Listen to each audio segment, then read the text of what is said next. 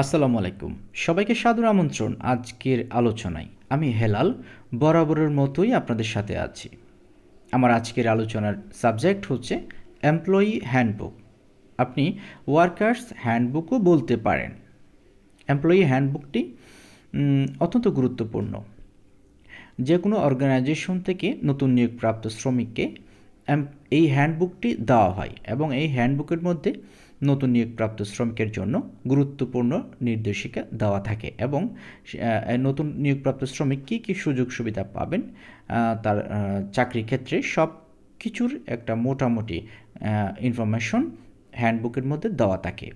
একটি আদর্শিক হ্যান্ডবুক তৈরি করতে হলে কি কি তথ্য থাকতে হবে সেই বিষয়ে আজকে আমি আলোচনা করব। তাহলে আসুন আমরা পরের স্লাইডে যাই।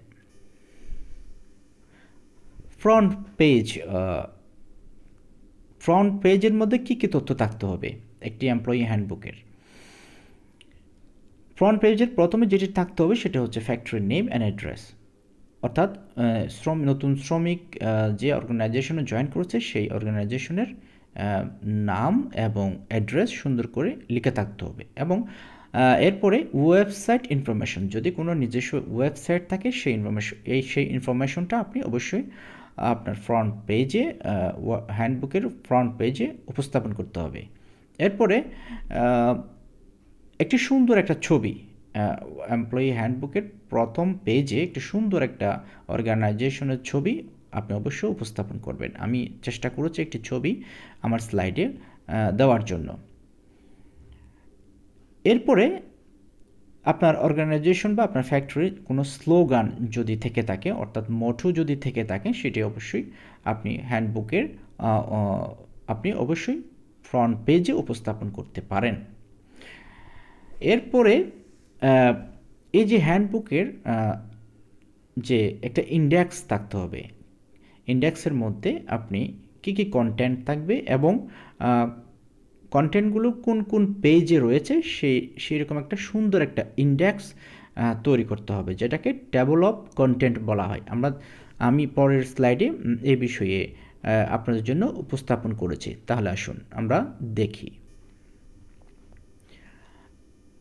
Table of contents with page number, এটি একটি ইন্ডেক্স, একটি ওয়ার্কার হ্যান্ডবুকের দ্বিতীয় পেজে আপনার এই যে টেবল অফ কন্টেন্টসটি রাখতে হবে। এক পাশে কন্টেন্ট থাকবে এবং অপর পাশে বা পাশাপাশি থাকবে হচ্ছে পেজ নাম্বার, অর্থাৎ এই কন্টেন্টটি কত নম্বর পেজে দেওয়া হয়েছে সেটা অবশ্যই সুন্দর করে উপস্থাপন করতে হবে। আপনাদের অবশ্যই মনে রাখতে হবে এই যে ওয়ার্কার্স হ্যান্ডবুকটি কিন্তু আপনার অবশ্যই রিভিউ করতে হবে প্রতি বছর। যখনই কোনো আপডেট ল আসবে অথবা আপনার কোনো ধরনের আপনার ইম্পর্ট্যান্ট কোনো ইনফরমেশন যদি গভর্নমেন্ট থেকে দেওয়া হয়, সেই বিষয়টি আপনাকে অবশ্যই আপনার ওয়ার্কার্স হ্যান্ডবুকে আপডেট করতে হবে। তার মানে এই ওয়ার্কার্স হ্যান্ডবুকটি আপডেটেবল। আচ্ছা, আসুন তাহলে টেবল অফ কন্টেন্টসটি কীভাবে সাজাবেন। প্রথমে আপনাকে দিতে হবে ওয়েলকাম স্পিচ, স্বাগত বক্তব্য। 2-3 লাইনের মধ্যে একটি সুন্দর একটা স্বাগত বক্তব্য আপনি রাখতে পারেন, যেটা নতুন নিয়োগপ্রাপ্ত শ্রমিককে মোটিভেট করবে। এরপরে যে ইনফরমেশনটা আপনি রাখতে পারেন সেটা হচ্ছে ফ্যাক্টরি ইনফরমেশন। এই যে ফ্যাক্টরি ইনফরমেশন বলতে ফ্যাক্টরি কোথায় অবস্থিত এবং ফ্যাক্টরির শ্রমিক সংখ্যা কত, ফ্যাক্টরির কী কী ধরনের প্রোডাক্ট রয়েছে, এই বিষয়গুলো মোটামুটি একটা সুন্দর একটা ধারণা আপনি দিতে পারেন। এরপরে কোম্পানি অ্যাচিভমেন্ট, অর্থাৎ আপনার এই যে ফ্যাক্টরির কী কী ধরনের অ্যাচিভমেন্ট রয়েছে, কী কী অর্জন রয়েছে, সেই বিষয়গুলো আপনি সুন্দর করে আপনি উপস্থাপন করতে পারেন। এরপরে যে বিষয়টি আনতে পারেন সেটি হচ্ছে ম্যানেজমেন্ট স্ট্রাকচার, যেটা অর্গানোগ্রাম বলা হয়, সেটি সুন্দর করে আপনি উপস্থাপন করতে পারেন। এরপরে appointment letter discussion, appointment letter নিয়ে আপনাকে অবশ্যই আলোচনা করতে হবে।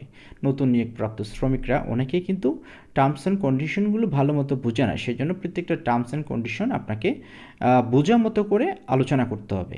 এরপরে আপনি যে বিষয়টা আনতে পারেন সেটি হচ্ছে এমপ্লয়ি ক্লাসিফিকেশন। এমপ্লয়ি বিভিন্ন ধরনের শ্রমিক থাকে একটি ফ্যাক্টরিতে, সেই শ্রমিকের ক্লাসিফিকেশনটা আপনি আনতে পারেন। যেমন হচ্ছে স্থায়ী শ্রমিক, অস্থায়ী শ্রমিক, মৌসুমী শ্রমিক, বদলি শ্রমিক, যত ধরনের ক্লাসিফিকেশন শ্রমিক রয়েছে সেটা আপনি অবশ্যই আনতে পারেন। এরপরে ওয়ার্কার্স গ্রেড ইনফরমেশন, বিভিন্ন গ্রেডের শ্রমিক নিয়োগ করা হয় একটি অর্গানাইজেশনে আইন ভিত্তিক, গ্যাজেট ভিত্তিক। এই যে গ্রেডগুলো সুন্দর করে আপনাকে উপস্থাপন করতে হবে এবং গ্রেড অনুসারে বেতন কত সেটা আপনাকে উপস্থাপন করতে হবে। এবং এরপরে যে বিষয়টি আনতে পারেন সেটি হচ্ছে জব ডেসক্রিপশন। জব ডেসক্রিপশন যদিও আপনি প্রত্যেকটা ডেজিগনেশনের জন্য হয়তো আনতে একটা কঠিন হয়ে যাবে, যদি আনতে পারেন সেটা খুবই ভালো হবে। আর যদি আনতে না পারেন তাহলে মোটামুটি কিছু গুরুত্বপূর্ণ ইনফরমেশনগুলো, জব ডেসক্রিপশনে ইনফরমেশনগুলো আপনি আনতে পারেন। এরপরে যে বিষয়টি আপনি হ্যান্ডবুকে আনতে পারেন সেটি হচ্ছে স্যালারি বা ওয়েজেস ইনফরমেশন। শ্রমিকরা নিয়োগপ্রাপ্ত হওয়ার পরে বিভিন্ন গ্রেডে নিয়োগপ্রাপ্ত হন, সেই গ্রেডগুলো যে কী স্যালারি, কী ওয়েজেস, সেই ওয়েজেসগুলো আপনি সুন্দর করে আপনি উপস্থাপন করতে পারেন।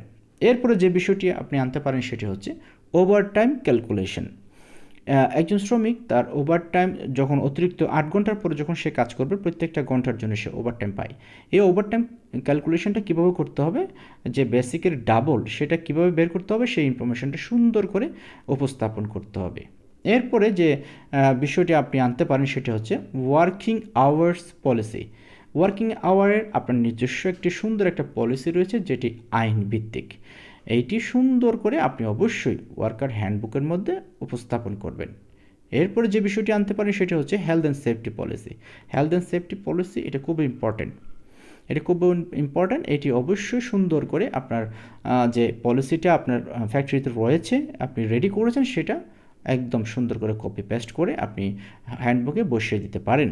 এরপরে যে বিষয়টি আপনি আনতে পারেন সেটি হচ্ছে লিভ ইনফরমেশন। কী কী ধরনের লিভ একজন শ্রমিক পেতে পারে সেই লিভের ইনফরমেশনগুলো আপনি দিতে পারেন। যেমন সিক লিভ পাবে কতদিন, 14 দিন, ক্যাজুয়াল লিভ পাবে 10 দিন, বা এবং অ্যানুয়াল লিভ যে বার্ষিক ছুটি কতদিন, সেই বিষয়গুলো কীভাবে পাবে সেই বিষয়গুলো আপনি উপস্থাপন করতে পারেন। এরপরে হলিডেজ, তাহলে বছরে আপনার কারখানায় একটি বাৎসরিক ছুটি ডিক্লেয়ার করা হয়, উৎসব ছুটি বলা হয়। এই যে হলিডেগুলো আপনি সুন্দর করে তাদেরকে এই যে হ্যান্ড নোটবুকের মধ্যে অবশ্যই উপস্থাপন করতে হবে।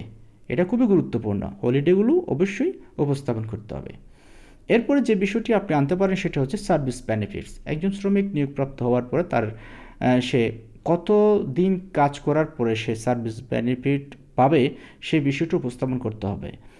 সাধারণত বাংলাদেশে সার্ভিস বেনিফিটটি হচ্ছে আপনার 5 বছর কাজ করার পরেই যদি সে রেজিগনেশন দেয় সেক্ষেত্রে সে কিন্তু প্রতি বছর কাজের জন্য নির্দিষ্ট একটি অ্যামাউন্ট সে পাবে আইনানুগভাবে।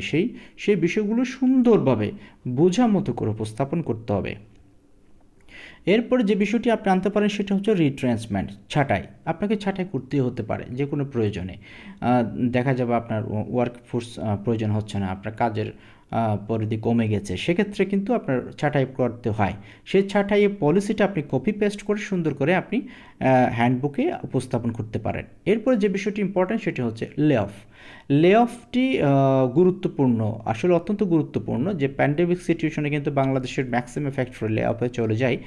এই যে লে অফ যে পলিসিটা আপনি মেনটেন করছেন আইনানুগভাবে, সেই পলিসিটা কপি পেস্ট করে আপনি হ্যান্ডবুকে উপস্থাপন করতে পারেন এবং সে বিষয়ে কিছুটা ছোটো একটি আলোচনাও আপনি দিতে পারেন। এরপরে যে বিষয়টি আপনি হ্যান্ডবুকে আনতে পারেন সেটি হচ্ছে পিপি ইউজ, পার্সোনাল প্রোটেক্টিভ ইকুইপমেন্ট কীভাবে ব্যবহার করতে হবে। পিপি ইউজের উপর আপনার একটি ইন্টারনাল পলিসি থাকে, সেই পলিসিটি সুন্দরভাবে উপস্থাপন করবেন ওয়ার্কার হ্যান্ডবুকের মধ্যে। এরপরে যে বিষয়টি আপনি আনতে পারেন সেটি হচ্ছে ম্যাটারনিটি লিভ এবং বেনিফিটস। এই যে ম্যাটারনিটি লিভের বিষয়ে যে একটি আইনানুগ যে পলিসিটা আপনার কাছে রয়েছে গর্ভবতী মহিলা শ্রমিকদের সুযোগ সুবিধা নিয়ে সেই পলিসিটি সুন্দরভাবে আপনি ওয়ার্কার হ্যান্ডবুকে উপস্থাপন করতে পারেন। এরপরে যে বিষয়টি আপনাকে আনতে হবে সেটি হচ্ছে আর্ন লিভ অর্থাৎ অ্যানুয়াল লিভ, বার্ষিক ছুটির যে পলিসিটা আপনি আপনার ইন্টারনালি আপনার ফ্যাক্টরিতে মেনটেন করছেন আইনানুগভাবে, সেটি অবশ্যই কপি পেস্ট করে আপনি হ্যান্ডবুকে উপস্থাপন করবেন। এরপরে যে বিষয়টি আনতে পারেন সেটি হচ্ছে স্পেশাল ফ্যাসিলিটিস। কিছু স্পেশাল ফ্যাসিলিটিস আপনি আপনার ফ্যাক্টরিতে যদি বেস্ট প্র্যাকটিস হিসেবে থাকে, যেমন আপনি ফ্রি ট্রান্সপোর্ট দেন, আপনি ফ্রি ফুড সার্ভিস দেন, এই যে বিষয়গুলো যদি আপনার থেকে থাকে তাহলে অবশ্যই এই বিষয়গুলো ওয়ার্কার্স হ্যান্ডবুকে অবশ্যই উপস্থাপন করবেন। এরপরে যে বিষয়টি আপনি রাখতে পারেন সেটি হচ্ছে ইনক্রিমেন্টস অ্যান্ড প্রমোশন। অত্যন্ত গুরুত্বপূর্ণ। একজন শ্রমিকের আইনানুগ অধিকার হচ্ছে ইনক্রিমেন্ট, বাৎসরিক সে কত পার্সেন্ট ইনক্রিমেন্ট পাবে বেসিকের, সেই বিষয়টি অবশ্যই সুন্দরভাবে উপস্থাপন করবেন এবং প্রমোশনের বিষয়টি কীভাবে পাবে সেই বিষয়টিও আপনি সুন্দরভাবে উপস্থাপন করবেন ওয়ার্কার হ্যান্ডবুকের মধ্যে। এরপরে যে বিষয়টি আপনি আনতে পারেন সেটি হচ্ছে কমপ্লেন্ট অ্যান্ড গ্রিভেন্স পলিসি। অত্যন্ত গুরুত্বপূর্ণ, এটি অবশ্যই ওয়ার্কার্স হ্যান্ডবুকে রাখা বাঞ্ছনীয়। অবশ্যই আপনি যে কমপ্লেন্ট অ্যান্ড গ্রিভেন্সের আপনার ইন্টারনাল যে পলিসিটা রয়েছে, প্রসিডিউরটা রয়েছে, সেটি সুন্দরভাবে কপি পেস্ট করে ওয়ার্কার হ্যান্ডবুকে উপস্থাপন করবেন। এরপরে যে বিষয়টি আপনি আনতে পারেন সেটা হচ্ছে ডিসিপ্লিনারি পলিসি। যে ডিসিপ্লিনারি পলিসিটা অত্যন্ত গুরুত্বপূর্ণ একজন নিয়োগপ্রাপ্ত শ্রমিকের জন্য। তাকে কী কীভাবে আইন মেনে কাজ করতে হবে এবং যে লোকাল আইন রয়েছে, লোকাল আইনে কী প্রসিডিউর রয়েছে, সব কিছুর একটা যে ডিসিপ্লিনারি একটা অ্যাকশন যে প্রসিডিউরটা আপনি বা পলিসিটা আপনি রেডি করেছেন, আপনি ইন্টারনালি মেনে চলেন, সেটা আপনি কপি পেস্ট করে আপনি অবশ্যই ওয়ার্কার হ্যান্ডবুকে উপস্থাপন করবেন এবং সহজ পদ্ধতিতে বোঝার মতো করে উপস্থাপন করবেন। এরপরে যে বিষয়টি আনতে পারেন সেটা হচ্ছে টার্মিনেশন পলিসি। যে কোনো সময় যে কোনো শ্রমিক টার্মিনেট হতে পারে, তার কাজের বা তার আচরণগত বা এমন কিছু আচরণ তার মধ্যে ছিল যার কারণে সে টার্মিনেট হলো। এই টার্মিনেট কীভাবে হয় এবং টার্মিনেটের সময় কীভাবে টার্মিনেট করতে হয়, টোটাল একটা প্রসিডিউর যা পলিসি আপনার কাছে ইন্টারনালি আছে, সে পলিসিটি সুন্দরভাবে ওয়ার্কার্স হ্যান্ডবুকের মধ্যে উপস্থাপন করে দেবেন।